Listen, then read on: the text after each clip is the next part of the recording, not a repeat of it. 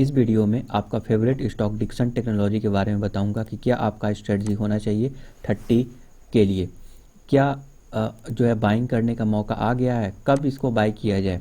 लगातार गिरावट जारी है और अभी जो है कंसोलिडेशन फेज में है, ऊपर या नीचे जा रहा है। तो क्या कब तक गिरावट ये बरकरार रह सकता है, कौन सा ये लेवल है जिसमें आप बाई कर सकते हैं, या फिर आप क्या करें, क्या आपका यहाँ पे डिसीजन होना चाहिए, क्या आपका स्ट्रेटजी होना चाहिए डिक्सन को लेकर। तो चलिए इस मल्टीबैगर स्टॉक के बारे में डिटेल में डिस्कशन करते हैं और जानने का प्रयास करते हैं।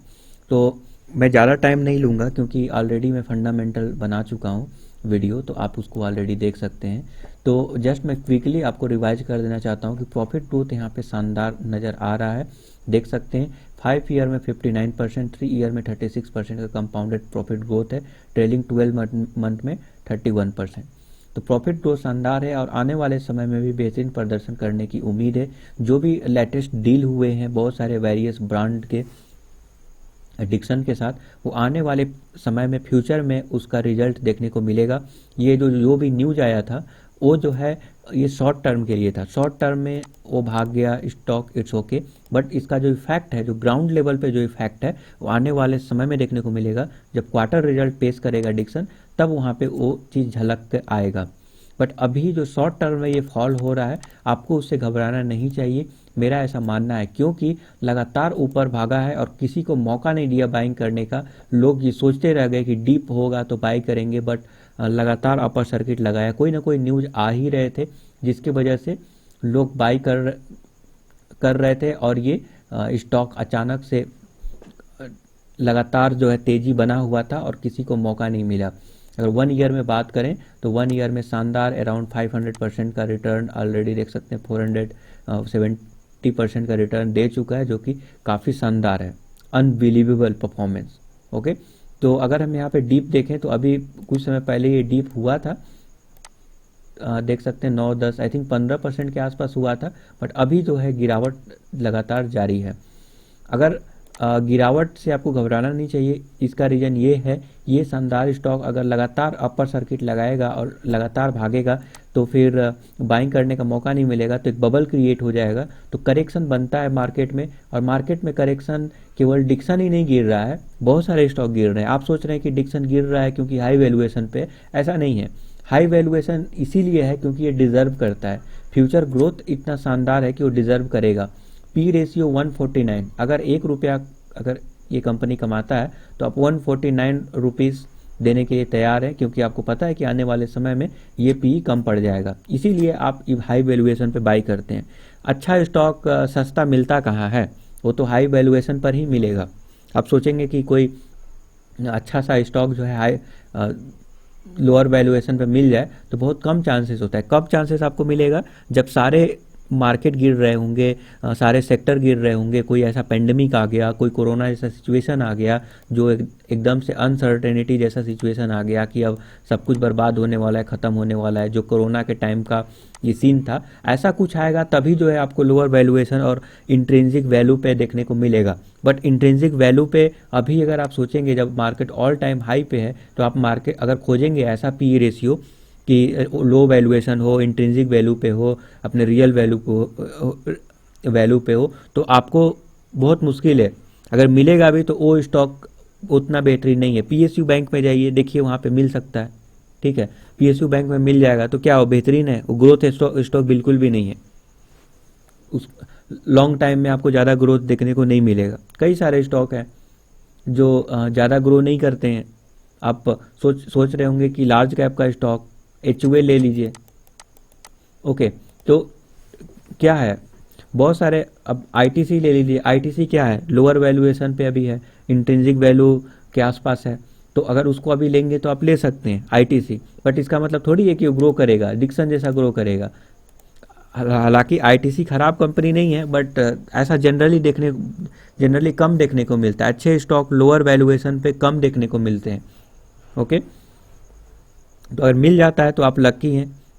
आज के डेट में किसको नहीं पता है कि कौन सा स्टॉक बेहतरीन है, कौन सा आगे अच्छा करेगा। लोअर वैल्यूएशन पे पाना एक बहुत ही चैलेंजिंग है। तो आपको इसी टाइप का स्टॉक में जब मार्केट में थोड़े बहुत करेक्शन देखने को मिलता है तभी आपको लेना चाहिए, ये मेरा मानना है। तो इसका मतलब ये है कि आप किसी भी लेवल पे बाय किए हुए हैं, लॉन्ग टर्म का नज़रिया होना चाहिए, क्योंकि शॉर्ट टर्म में प्रॉफिट भी हो सकता है, लॉस भी हो सकता है। आप सोच रहे हैं कि रोज़ ऊपर जाएगा, पॉसिबल नहीं है। मेरे हाथ में रहता तो रोज़ हम ऊपर ही लेकर जाते, बट ये होता नहीं है। मार्केट में प्रॉफिट बुकिंग होता है। ऐसे लोग जो 200-300% के अप पे हैं, वो सोचेंगे कि प्रॉफिट बुक करके निकल जाते हैं। अब मार्केट का वैल्यूएशन इसका हाई हो चुका है। जितने भी न्यूज़ थे वो आ चुके हैं, अब ज़्यादा न्यूज़ कुछ बचा नहीं है कि मार्केट और ऊपर जाएगा, मीन्स डिक्सन और ऊपर जाएगा।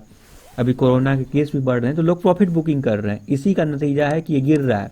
और मैं आपको बता दूं कि डिक्सन ही नहीं, अभी जो कोरोना के केस, नया वेरिएंट आने से जो कोरोना का केस बढ़ रहा है, उसके वजह से जो मार्केट में अनसर्टेनिटी है, और मार्केट उसके अलावा जो मार्केट हाई वैल्यूएशन पे था और उसमें करेक्शन के लिए एक बहाना चाहिए था। ये जब करेक्शन हो रहा है तो केवल डिक्सन में ही नहीं हो रहा है, कई सारे स्टॉक में हो रहा है। आप उसको क्यों नहीं पूछते वो क्यों गिर रहा है?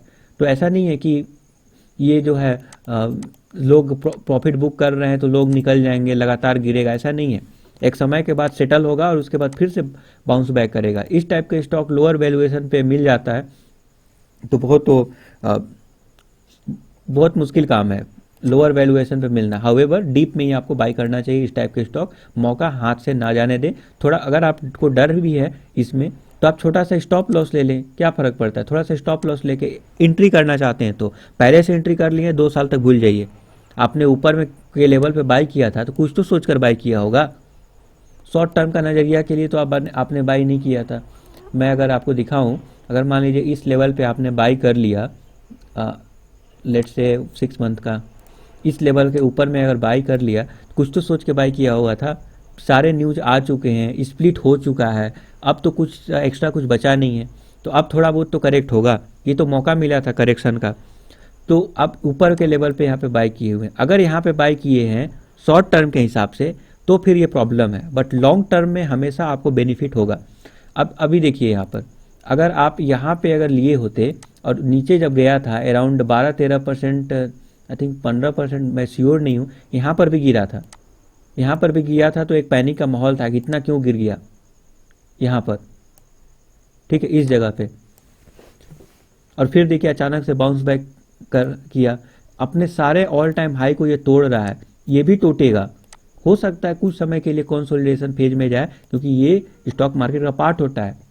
कंसोलिडेशन फेज में जाएगा और हो सकता है थोड़ा डाउन जाए। ये सर स्टॉक मार्केट का पार्ट होता है, साइकिल होता है। कोई भी स्टॉक लगातार ऊपर नहीं जाएगा। तो कहने का मतलब ये है कि आप किसी भी लेवल पे बाई किए हुए हैं, भूल जाइए, डिलीट कर दीजिए, स्क्रीन से हटा दीजिए कि आपने कोई स्टॉक भी बाई किया हुआ है। आप सोच लीजिए कि मैंने ELSS म्यूचुअल फंड में डाल दिया या फिर PPF में डाल दिया, फिर ऐसा कोई LIC के इंस्ट्रूमेंट में डाल दिया जो 10 साल 15 साल तक निकाल ही नहीं सकते। 3 साल तक वेट कीजिए ना बस। हम तो बोलेंगे कि मैं बोलूँगा यहाँ पे 3 साल तक वेट कीजिए। आपको यहाँ पे 3 साल बस वेट करना है। अब भूल जाइए कि 3 साल तक आपने वो कुछ ऐसे इंस्ट्रूमेंट में डाल दिए। ट्रेडिंग के पॉइंट ऑफ व्यू से आप बाई कर रहे हैं तो एट द एंड ट्रेडिंग में नुकसान ही होगा। क्यों? क्योंकि ऊपर जाएगा, प्रॉफिट बुक कर लेंगे, तो क्या होगा कि निकल जाएंगे, उसके बाद और ऊपर जाएगा। जो लोग 200% का रिटर्न दिया था उस समय प्रॉफिट बुक कर लिए होते तो आज उनको 400% का रिटर्न नहीं मिला होता। कुछ लोग इस जगह पे प्रॉफिट बुक किए होंगे, कुछ लोग जो है ये ऑल टाइम हाई मारा था तो यहाँ पे प्रॉफिट बुकिंग किए होते, तभी तो ये गिरा है। ठीक है, ऐसे जो ट्रेडर लोग होते हैं सोचेंगे कि ऊपर में हम लोग ऊपर जाएगा तो सेल कर देंगे, यहाँ पे सेल कर देंगे, नीचे बाई कर लेते हैं। तो ये आपको पता है क्या कि यहाँ पे यहीं तक जाएगा, इसके बाद रिवर्स हो जाएगा? कौन जानता है? कोई नहीं जानता है। स्टॉक मार्केट एक रिस्की इंस्ट्रूमेंट है, but at the long term में आपको बेनिफिट ही होगा। शानदार स्टॉक है। अब न्यूज के बेसिस पे ऊपर गया है, एग्जीक्यूशन स्टार्ट है, आने वाले समय में बेहतरीन प्रदर्शन करेगा तो फिर इसका भी प्राइस ऊपर जाएगा।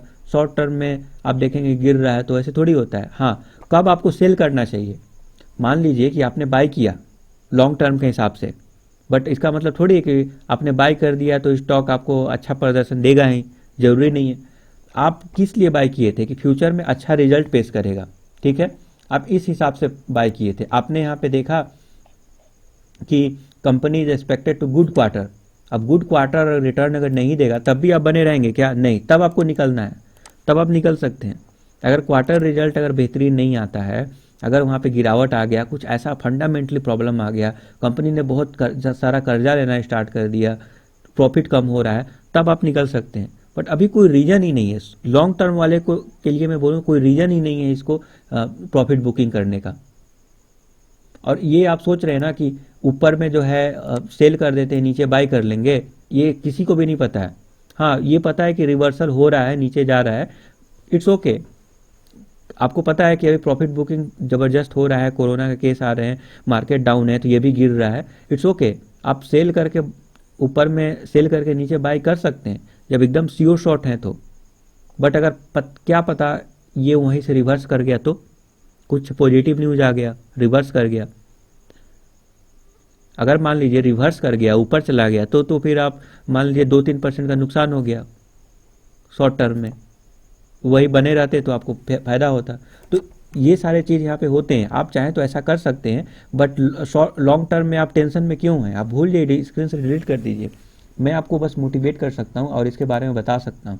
ओके, नाउ मेन मुद्दा पर आता हूँ कि क्या आपका स्ट्रेटजी होना चाहिए, क्योंकि अब लगातार गिरावट के बाद ये रिवर्सल का एक आपको ग्रीन सिग्नल दिखा दिया होगा, देख सकते हैं। देखिए, अब इसको हम ये कैंडल को हम ध्यान से देखते हैं, ठीक है। जो कैंडल प्रीवियस डे बना था वो कैंडल को देखते हैं, ये बहुत ही इंपॉर्टेंट कैंडल है। अब नोटिस करेंगे कि कैंडल में लो सब कितना डाउन गया था और उसके बाद ऊपर गया। इसका मतलब क्या है कि ये एक टाइप का हैमर टाइप का सिग्नल बना है। इसका मतलब कि अब जो है ऊपर जाने की कोशिश करेगा, क्योंकि देखिए ये कैंडल देखिए, इस कैंडल के बाद जो है डाउन आया, अब फिर से उसी टाइप का एक कैंडल बना है जो कि ऊपर लेकर, मीन्स यहाँ पे सेलर बायर जो है हावी हुए और ऊपर लेकर गए। अब यहाँ पे आपको इंतजार रहेगा एक ग्रीन कैंडल का। अगर ग्रीन कैंडल यहाँ पे बनता है तो आप बाय कर सकते। हालांकि MACD के हिसाब से अभी ये सिग्नल नहीं दिया हुआ है, जैसा कि आपको पता है कि MACD पहले ही सिग्नल दे देता है रिवर्सल का, वहाँ से सिग्नल नहीं मिला है। हालांकि इस लेवल पर भी अगर आप बाई करेंगे तो अभी भी RSI वैल्यू 40 मिल रहा है, तो बेहतरीन है। अभी भी लोअर वैल्यूएशन पे ही ले रहे हैं। अभी अगर आप लेंगे तो ऊपर से लेकर नीचे तक कितना डाउन हुआ है देखिए। अगर मैं दिखाऊं यहाँ पर लेट से 1 मंथ, तो अगर टॉप से लेके अभी मैं आपको दिखाऊं तो अराउंड 14-15% डाउन हुआ है। और यहाँ पे 1 सेकेंड, तो यहाँ पे देख सकते हैं 14-15% के डाउन पे मिल रहा है, तो ये बेहतरीन है। अगर आप एक्यूमुलेट करना चाहते हैं, बाई करना चाहते हैं नए से, तो इस लेवल पे बाई कर सकते हैं। ओके, आप ये सोच रहे हैं कि जब ये डाउन गया था, आप ये सोच रहे हैं कि जो ये कैंडल में सबसे जो डाउन लोअर मारा था उसी समय बाई कर लें, तो ये किसी को भी नहीं पता है कि इतना लो जाएगा, ठीक है। तो आप ये नहीं सोचे कि आप मिस कर गए अपॉर्चुनिटी। रिटेल निवेशक यही सोचते हैं, रिवर्सल का सिग्नल मिले तो आप ले सकते हैं। तो रिवर्सल का सिग्नल मिल चुका है, जस्ट बस आपको एक ग्रीन कैंडल की ज़रूरत है। अगर ग्रीन कैंडल अगर आपको एक देखने को मिल जाएगा यहाँ पर, तो फिर आप इसमें बने रह सकते हैं, डिक्सन बाय कर सकते हैं। ये बेहतरीन स्टॉक है, शानदार स्टॉक है और मल्टी बैगर बनाने की कैपेबिलिटी रखता है। तो जब मार्केट ओपन होगा तो आपको यहाँ पे एक ग्रीन कैंडल का इंतजार रहेगा। ग्रीन कैंडल में आप बोलेंगे कि 2-3% का नुकसान क्यों करूँ, ठीक है। मान लीजिए कि थोड़ा ऊपर जाने के बाद आप बाई करेंगे, तो ये देखिए इसमें सर्किट लगता है ना, तो 10-10, 20-20% का सर्किट लगता है, 5-5% का, 2-3%। अगर आपको लेट से ही आप एंट्री किए तो कोई प्रॉब्लम नहीं है। आप ये सोचेंगे कि लेट से मैं एंट्री क्यों करूं, जब तक प्रॉपर सिग्नल नहीं मिलेगा तब तक। देखिए सिग्नल क्यों बता रहा हूँ, लॉन्ग टर्म के हिसाब से तो ये दिखना ही नहीं है, कैंडल वंडल सब बेकार है, बट टेक्निकल ये बताता है बेसिकली कि आपको एंट्री कब करना है। अगर आप प्रॉफिट बुकिंग करना चाहते हैं तो प्रॉफिट बुकिंग कब करना है, ये चीज़ ये टेक्निकल बताता है। लॉन्ग टर्म वालों के लिए तो किसी भी लेवल पे बाई करें कोई फर्क नहीं पड़ता है, बट डीप में बाई करेंगे तो ज़्यादा बेनिफिट रहेगा, क्योंकि ह्यूमन का साइकोलॉजी होता है। अगर वो डाउन देखते हैं ना अपने स्टॉक को, तो उनको एक सिक्योरिटी रीजन से एक प्रॉब्लम में रहते हैं कि चलो अब बेच देते हैं, ये अब नहीं चल रहा है, ज़्यादा भाग गया, इतना ज़्यादा भाग गया तो अब थोड़ी ना वो इतना भागेगा, अब बहुत हो गया, अब 1-2 साल तक ऐसे ही घूमेगा, कंसोलिडेट करेगा, चलो अब बेच देते हैं, बाद में लेंगे देखेंगे, ठीक है।